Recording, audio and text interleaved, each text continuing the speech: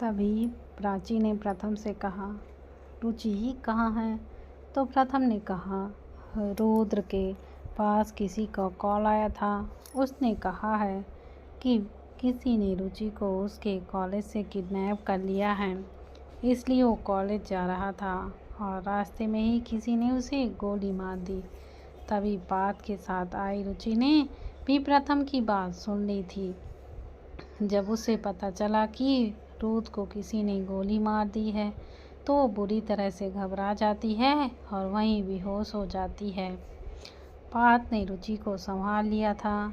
जब सब लोग उधर देखते हैं तो जल्दी से रुचि के पास चले जाते हैं। प्रथम ने रुचि के गालों को थपथपाते हुए कहा, रुचि बच्चा आंखें खोलो। और फिर वो रुचि को उठाकर रूम में ले जाते हैं। डॉक्टर ने रुचि को चेक करने के बाद कहा, चिंता की कोई बात नहीं है, बस शॉक लगने की वजह से ये बेहोश हो गई हैं, इन्हें जल्द ही होश आ जाएगा। उतना बोलकर डॉक्टर वहाँ से चला जाता है। प्राची रुचि के पास ही बैठी हुई थी और बाकी सब लोग भी ऑपरेशन थिएटर के बाहर खड़े हुए थे। लगभग 3 घंटे बाद डॉक्टर बाहर आते हैं। उनके बाहर आते ही प्रथम ने डॉक्टर के पास जाकर पूछा, डॉक्टर अब रुद्र कैसा है?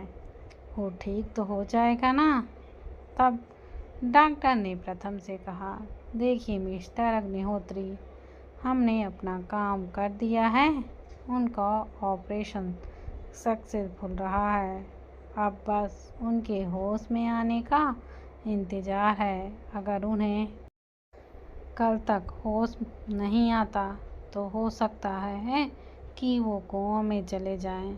वहीं जैसे ही रुचि को होश आता है तो अपने चारों तरफ देखती है तो उसकी नज़र प्राची पर जाती है। फिर उसे प्रथम की कही बात याद आ जाती है तो एकदम से बेड से खड़े होकर बाहर जाने लगती है।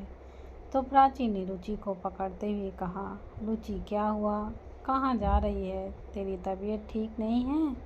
तो रुचि ने रोते हुए कहा, प्राची मुझे रुद्र के पास जाना है, मुझे उनसे मिलना है। तो प्राची ने कहा, अच्छा ठीक है, चल मैं तुझे ले चलती हूँ। और फिर प्राची रुचि को वहाँ से बाहर ले जाती है। जब प्रथम की नज़र रुचि पर जाती है तो प्रथम ने उसके पास आकर कहा, रुचि बच्चा तुम ठीक तो हो? तो रुचि ने प्रथम की तरफ देखकर रोते हुए कहा, भाई सब क्या हो गया ये सब मेरी वजह से हुआ है। अगर मैंने उनकी बात मान ली होती और कॉलेज नहीं गई होती तो आज मैं यहाँ नहीं होती। रुचि की बात सुनकर प्रथम ने उसे गले लगाते हुए कहा, चुप, ऐसा कुछ नहीं है, तो अपने आप को दोष देना बंद कर, उसमें तेरी कोई गलती नहीं है। रुचि ने रोते हुए कहा, नहीं भाई मेरी गलती है, मुझे जिद करके कॉलेज नहीं जाना चाहिए था। तभी दादाजी ने रुचि के पास आते हुए कहा, नहीं बेटा तुम्हारी कोई गलती नहीं है, अब खुद को दोष देना बंद करो और देखो अब तो रुद्र का ऑपरेशन भी सक्सेसफुल रहा है, अब देखना वो जल्दी से ठीक हो जाएगा। तो रुचि ने दादाजी से कहा, दादू मुझे एक बार उन्हें देखना है। तो प्रथम ने कहा, चल मैं तुझे लेकर चलता हूँ। और फिर प्रथम रुचि को लेकर रुद्र के रूम में चला जाता है। जब रुचि रूम में पहुँचती है तो देखती है रुद्र मशीनों के बीच घिरा हुआ बिस्तर पर लेटा हुआ था। रुद्र की ये हालत देखकर रुचि से अब वहाँ पर रुका और रुद्र को ऐसी हालत में देखा नहीं जा रहा था। उसकी आंखों से आंसू बहे जा रहे थे और उसे ऐसा लग रहा था जैसे उसका दिल भी धड़कना बंद कर देगा। रुचि जाकर रुद्र के बगल में बैठ जाती है और अपने कांपते हुए हाथ से रुद्र का हाथ पकड़ लेती है। रुचि ने रुद्र की तरफ देखकर रोते हुए कहा, आई एम सॉरी, अगर मैंने आपकी बात मान ली होती तो आज आप यहाँ नहीं होते। रुद्र, अगर आपको कुछ हो गया तो मैं जी नहीं पाऊंगी। प्लीज़ रुद्र, अपनी आँखें खोलिए। मैं आपको इस हालत में बिल्कुल भी नहीं देख सकती। रुद्र, अपनी आँखें खोलिए, प्लीज़ आप आँखें खोलिए। रुचि रोते हुए ये सब बोल रही थी और उसने रुद्र का हाथ पकड़कर अपने गालों से लगा लिया था। तभी रुद्र की उंगलियों में मूवमेंट होनी चालू होती है। ये देखकर रुचि ने प्रथम से कहा, भाई, इनको होश आ रहा है। तो प्रथम ने कहा, तू यहीं रुक, मैं डॉक्टर को बुलाता हूँ। और वो डॉक्टर को बुलाने चला जाता है। प्रथम ने बाहर जाकर बाकी सबको भी बता दिया था, तो वो लोग भी अंदर चले जाते हैं। सबके आने के बाद रुचि रोज से दूर जाकर खड़ी हो जाती है। तभी डॉक्टर आकर रुद्र को चेक करते हैं। डॉक्टर ने रुद्र को देखने के बाद सबकी तरफ मुस्कुराकर कहा, आप लोगों को चिंता की कोई ज़रूरत नहीं है, ये अब खतरे से बाहर हैं। डॉक्टर की बात सुनकर सबके चेहरे पर खुशी साफ दिखाई दे रही थी। सब लोग रुद्र को घेर कर खड़े थे, लेकिन रुचि वहाँ से बाहर की ओर चली जाती है। वहीं प्रथम ने रुद्र को देखकर कहा, अगर तुमने अगली बार ऐसी गलती की तो किसी और के मारने से पहले हम तुम्हें गोली मार देंगे। खुद तो आराम से लेटे हो और हम लोगों की जान निकल रही है। तो रुद्र ने प्रथम से कहा, रुद्र सिंह रॉय को मारना इतना आसान नहीं है। तो प्रथम ने चिढ़ते हुए कहा, यहाँ हॉस्पिटल में बिस्तर पर लेटे हुए भी अपना एटीट्यूड झाड़ रहे हो। तभी आदि ने रुद्र के पास आकर कहा, आप बहुत बुरे हो भाई, आपने एक बार भी हमारे बारे में नहीं सोचा कि हम लोगों पर क्या गुजरेगी आपको इस हालत में देखकर। तो रुद्र ने आदि को देखकर कहा, मैं बिल्कुल ठीक हूँ आदि, इसलिए ये रोना बंद करो। तो आदि ने कहा, मैं रो नहीं रहा हूँ भाई, वो तो मेरी आँखों में कुछ चला गया था। आदि की बात सुनकर सब लोग मुस्कुराकर अपना सिर हिला देते हैं कि तभी दादाजी ने कहा, अब तुम आराम करो, बाद में मिलते हैं। दादाजी की बात सुनकर रुद्र अपना सिर हाँ में हिला देता है, लेकिन उसकी नज़रें तो अपनी जान को ही ढूंढ रही थी। तभी प्रथम ने कहा, क्या हुआ रुद्र, तुमको कुछ चाहिए क्या? तो रुद्र ने प्रथम की तरफ देखकर कहा, रुचि कहाँ है? रुद्र की बात सुनकर प्रथम अपनी नज़रें घुमाकर देखता है, लेकिन रुचि वहाँ नहीं थी। तो प्रथम ने कहा, तो यहीं कहीं होगी, हम देखते हैं। इतना बोलकर प्रथम बाहर रुचि को देखने चला जाता है और बाकी सब भी बाहर चले जाते हैं। प्रथम बाहर ढूंढते हुए हॉस्पिटल में बने एक छोटे से मंदिर के पास पहुंच जाता है। तभी उसे वहां पर रुचि दिखाई दे जाती है। तो प्रथम सीधा उसके पास चला जाता है। प्रथम ने रुचि के सिर पर हाथ रखकर कहा, रुचि बच्चा, तू यहाँ क्यों बैठी है? वहाँ रुद्र को होश आ गया है, वो तुझे से मिलना चाहता है। तो रुचि ने रोते हुए कहा, भाई, मेरी हिम्मत नहीं हो रही उनके सामने जाने की, ये सब मेरी वजह से हुआ है। अगर मैं कॉलेज नहीं जाती तो ऐसा नहीं होता। वो आज मेरी वजह से इस हालत में है। तो प्रथम ने उसे समझाते हुए कहा, ऐसा नहीं है, तुम अपने आप को दोष मत दो, और अगर तुम उससे नहीं मिलोगी तो उसे बिल्कुल भी अच्छा नहीं लगेगा।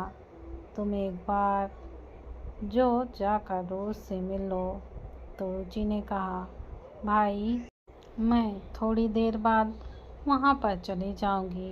कुछ देर प्रथम भी रुचि के साथ वहीं बैठा रहता है और फिर वो उसे रुद्र के पास लेकर चला जाता है। जब रुचि वहाँ पहुँचती है तब तक रुद्र सो भी चुका था। दवाइयों के असर से उसे नींद आ गई थी। तो प्रथम ने कहा, जब तक रुद्र सो रहा है तब तक तुम भी घर जाकर आराम कर लो, तुम्हारी तबीयत भी ठीक नहीं है। तो रुचि ने कहा, नहीं भाई, मैं कुछ देर यहीं बैठती हूँ, मैं अभी घर नहीं जा रही हूँ। तो प्रथम हाँ में सिर हिला देता है और फिर वह बाहर की ओर चला जाता है। रुचि जाकर रुद्र के बगल पर बैठ जाती है और उसे देखने लगती है। रुद्र की हालत देखकर रुचि की आंखों में आंसू आ जाते हैं, तो वो उन्हें पोंछ लेती है। रुचि रुद्र के पास बैठे बैठे ही सो गई थी। कुछ देर बाद जब रुद्र की नींद खुलती है तो वह देखता है रुचि उसके बेड पर ही सिर रखकर सो रही थी। उसके बालों से उसका फेस पूरी तरह से ढका हुआ था। तो रुद्र अपने एक हाथ से उसके बालों को उनके कान के पीछे करता है और उसके गाल को सहलाने लगता है। जब रुचि को अपने गाल पर कुछ रेंगता हुआ सा महसूस होता है तो उसकी नींद खुल जाती है। जब रुचि रुद्र की तरफ देखती है तो उसे ही देख रहा था। रुद्र को देखकर रुचि ने बहाना बनाते हुए कहा, मैं जाकर डॉक्टर को बुला कर लाती हूँ। जैसे ही रुचि वहाँ से जाने लगती है तो रुद्र उसका हाथ पकड़ लेता है। ने रुचि से कहा, मुझे इस वक्त डॉक्टर की नहीं तुम्हारी ज़रूरत है, और तुम हो कि मुझसे दूर भाग रही हो। क्या तुम चाहती हो कि मैं तुमसे हमेशा हमेशा के लिए दूर चला जाऊं? रुद्र की बात सुनकर रुचि ने कहा, ये आप कैसी बातें कर रहे हैं? तो रुद्र ने कहा, और कैसी बातें करूं, क्योंकि जब से मुझे होश आया है तब से मेरी बीवी मेरे सामने ही नहीं आ रही है और मुझसे दूर भाग रही है। रुद्र की बात पर रुचि कुछ भी नहीं बोलती, बस अपना सिर झुका रही खड़ी रहती है। तो रुद्र ने प्यार से कहा, क्या हुआ जान, तुम ठीक तो हो? वहीं रुचि अभी भी अपना सिर झुकाए खड़ी हुई थी। तो रुद्र ने कहा, जान क्या हुआ, मेरी तरफ देखो। रुद्र के बोलने पर भी वो अपना सिर झुकाए वहीं पर खड़ी रहती है।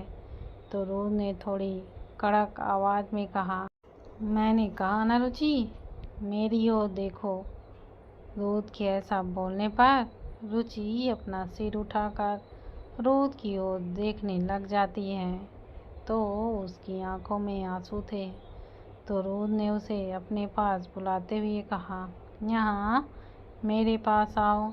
तो रुचि जाकर रुद्र के पास बैठ जाती है। रुद्र ने रुचि के आंसू पोंछते हुए कहा, क्या हुआ है तुम्हें, तुम रो क्यों रही हो? अब तो मैं बिल्कुल ठीक हूँ ना, फिर तुम्हारी आंखों में ये आंसू क्यों? क्या तुम मुझे ठीक देखकर खुश नहीं हो? तो रुचि ने कहा, ये आप क्या बोल रहे हैं? तब रुद्र ने कहा, तो फिर तुम रो क्यों रही हो? तो रुचि ने रोते हुए कहा, क्योंकि ये सब मेरी वजह से हुआ है। मैंने आपकी बात नहीं मानी और मैं ज़बरदस्ती कॉलेज चली गई। अगर मैं कॉलेज नहीं जाती तो ये सब नहीं होता। आई एम सॉरी, मुझे माफ़ कर दीजिए। तो रुद्र ने रुचि को चुप करवाते हुए कहा, ऐसा कुछ नहीं है और तुम ये रोना बंद करो। अगर तुमने रोना बंद नहीं किया तो ठीक होने के बाद मैं तुम्हें छोड़ूंगा नहीं। तो रुचि ने अपने आंसू पोंछते हुए कहा, आप अभी भी मुझे धमकी दे रहे हो? तो रुद्र ने कहा, धमकी नहीं दे रहा, बता रहा हूँ कि अगर तुमने मेरी बात नहीं मानी तो तुम सोच भी नहीं सकती मैं तुम्हारे साथ क्या करूँगा। इसलिए अपनी ये नदियाँ बहाना बंद करो। रुद्र के बोलने पर रुचि अपने आंसू पोंछ लेती है। तभी रुद्र ने कहा, मुझे प्यास लगी है। तो रुचि ने उठकर पानी का गिलास उठाने लगती है। तो रुद्र ने कहा, ये क्या कर रही हो? तो रुचि ने कहा, आपने ही तो कहा है कि आपको प्यास लगी है, तो मैं आपको पानी पिला रही हूँ। तो रुद्र ने रुचि की ओंठों की तरफ देखते हुए कहा, मुझे पानी नहीं पीना, मुझे कुछ और पीना है। तो रुचि ने कहा, तो फिर आपको क्या पीना है? आप बता दीजिए, मैं लेकर आती हूँ। तो रुद्र ने रुचि को अपने करीब बुलाते हुए कहा, मेरे करीब आओ। तो रुचि रुद्र के करीब चली जाती है। ऐसे ही रुद्र रुचि के अपने बिल्कुल करीब ले आता है। दोनों की नाक एक दूसरे से टच हो रही थी। तभी रुद्र ने रुचि की आंखों में देखते हुए कहा, किस मी। रुद्र की बात सुनकर रुचि कुछ देर तक उसकी आंखों में देखने लगती है।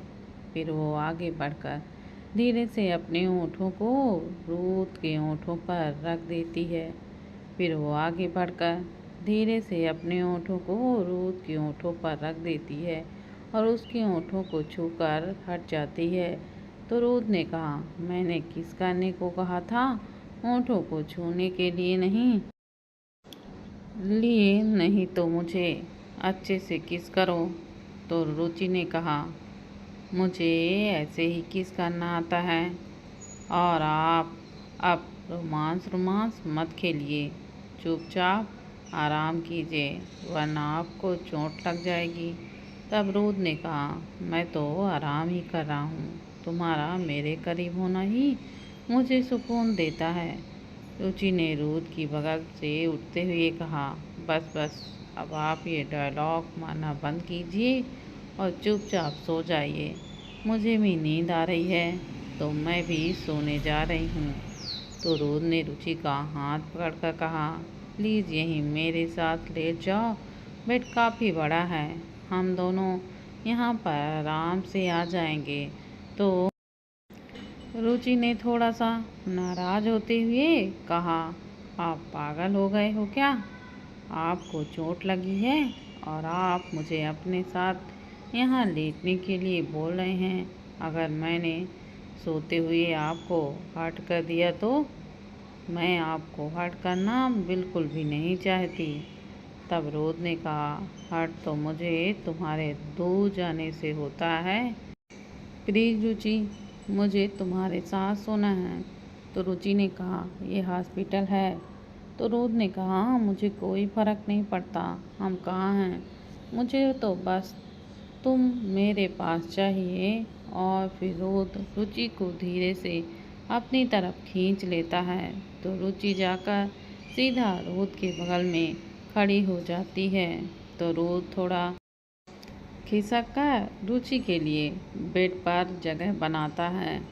तो रुचि जाकर रुद्र के बगल में ही लेट जाती है। रुचि ने दोनों के बीच दूरी बनाकर रखी हुई थी ताकि रुद्र को गलती से भी चोट न लग जाए। लेकिन हमारे रोज़ साहब कहाँ मानने वाले थे।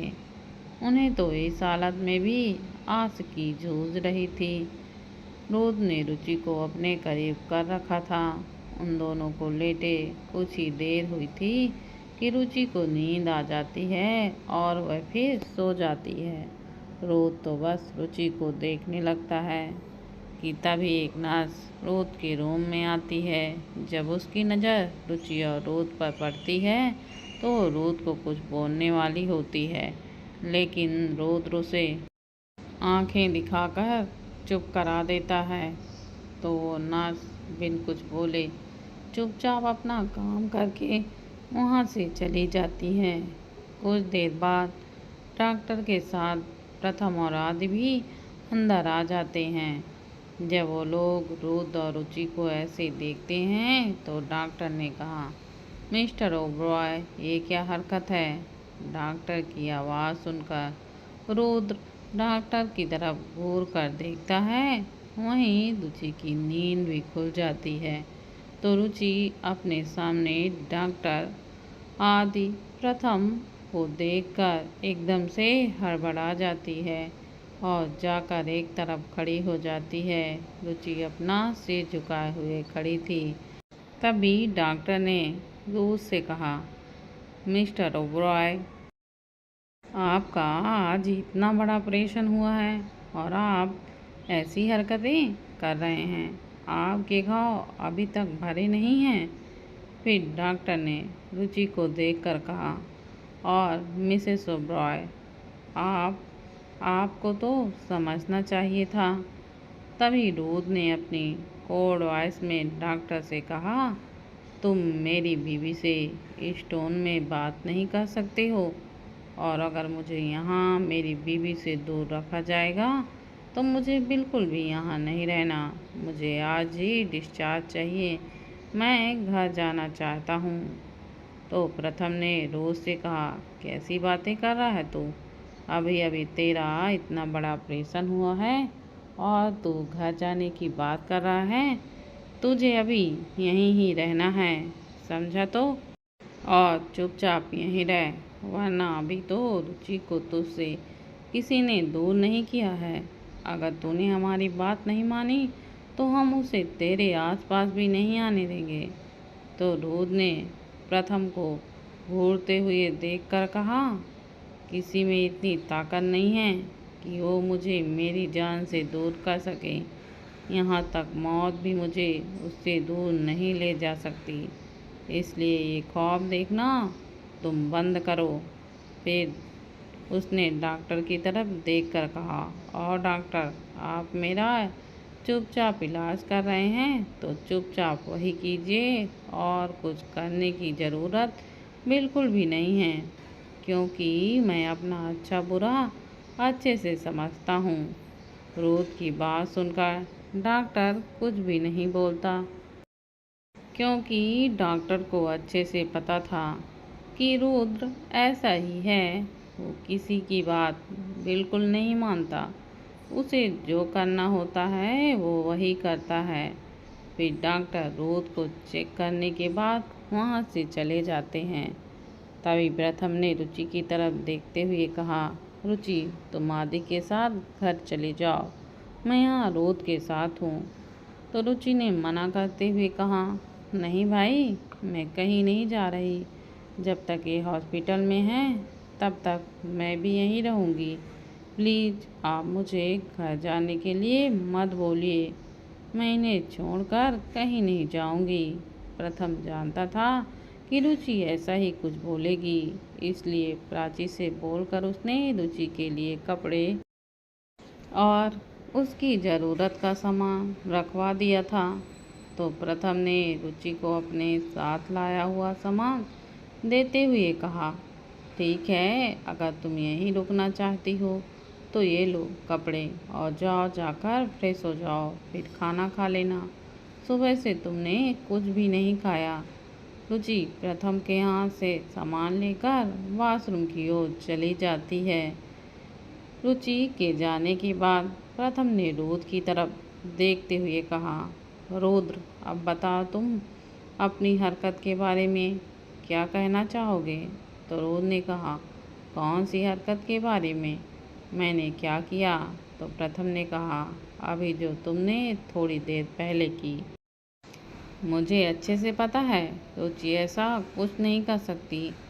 तुमने ही उसे जबरदस्ती अपने पास सुलाया होगा।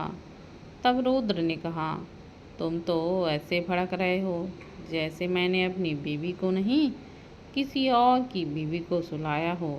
तो प्रथम ने कहा, रुद्र, ऐसी बातें नहीं हैं, लेकिन ये हॉस्पिटल है और ऊपर से तुम्हारे घाव अभी तक भरे नहीं हैं, इसलिए बोल रहा हूँ। कुछ दिन तक तो खुद को कंट्रोल रखो। लेकिन नहीं, तुम्हें तो हॉस्पिटल में भी आस की सूझ रही है। प्रथम के ऐसे बोलने पर रुद्र ने कहा, लगता है अब तुम्हें प्राची के साथ नहीं रहना, इसलिए तुम्हारा मुंह कुछ ज़्यादा ही चल रहा है। मुझे ठीक होने दो, फिर मैं तुम्हें बताता हूँ। रुद्र के धमकी देने पर प्रथम ने कहा, क्या यार, तुम्हें कुछ कहने जाओ तो तुम धमकी देने में उतर आते हो। ठीक है, तुझे जो करना है कर, हम तुझे नहीं रोकेंगे। अब तक रुचि भी वॉशरूम से बाहर आ चुकी थी और प्रथम और आदि मुस्कुराते हुए उसके साथ जाकर सोफे पर वहीं बैठ जाते हैं और दोनों उसे खाना खिलाने लग जाते हैं।